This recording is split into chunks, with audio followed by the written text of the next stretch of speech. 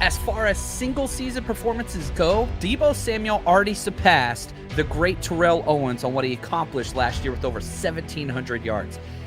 Jerry Rice did that once in his career. Can Deebo surpass the great Jerry Rice and Terrell Owens in 2022 with another monster performance?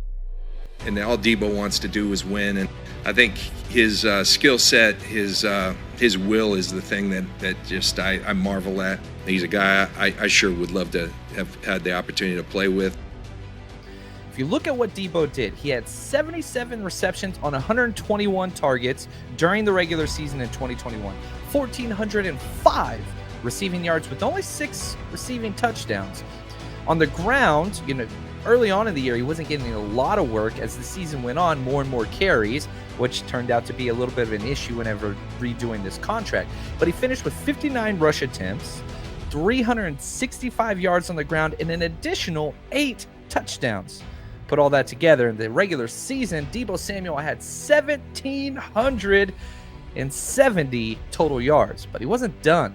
The 3-game playoff stretch that the 49ers went on all the way up to the NFC Championship, 10 receptions on 14 targets for 154 yards and 1 touchdown. And on the ground, a whopping 27, almost half of his rushing attempts for the entire season in 3 games. 27 rush attempts, 137 yards, 1 touchdown for a total of 291 total yards in that 3-game playoff stretch, despite the fact that each team's entire goal was to load the box and stop Deebo from running the ball. So long, Jimmy Garoppolo. I think Trey Lance is going to allow that to happen. How did he accomplish 1,770 total yards? The easiest answer comes down to 2 things. Number 1, 18.2 yards per reception. Led the entire NFL. Number 2, how did this happen? Missed tackles forced.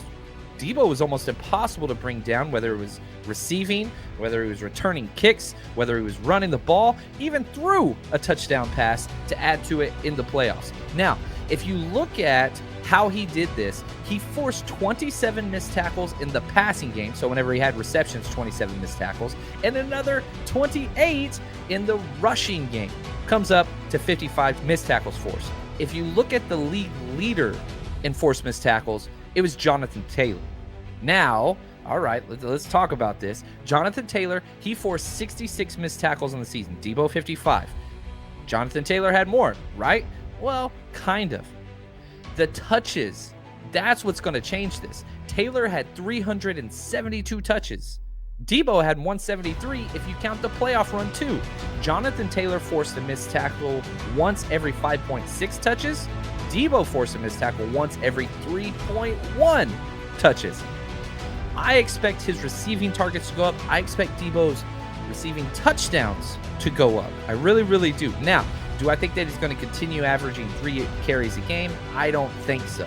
But the fact that he was able to get 1,405 receiving yards despite having 8 games with 6 or less targets is unreal. He was so efficient. If you can get him a couple more quality targets and deep targets on top of that, we'll just have to see what happens. Now, again, looking back at 2021, Deebo Samuel was the all-pro wide receiver.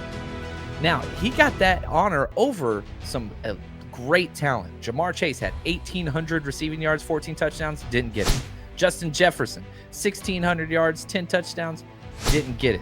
Tyreek Hill, 1,500, 12 touchdowns, didn't get it. Now, will he have over 1,700 yards in 2022? I doubt it. Again, Terrell Owens never did it. Jerry Rice did it once. I think he had a career-type year in 2021. But if you look at my 2022 projections for Deebo Samuel, I have him with 84 receptions on 128 targets for 1,336 total receiving yards, 9 touchdowns. So I got an uptick there. I have him 42 rush attempts, 210 yards, 2 touchdowns, comes out to 1,546 total yards and 11 touchdowns. That's a pretty damn good year, and I think the 49ers would be happy to have a 1,500 total yard season from Deebo Samuel in 2022.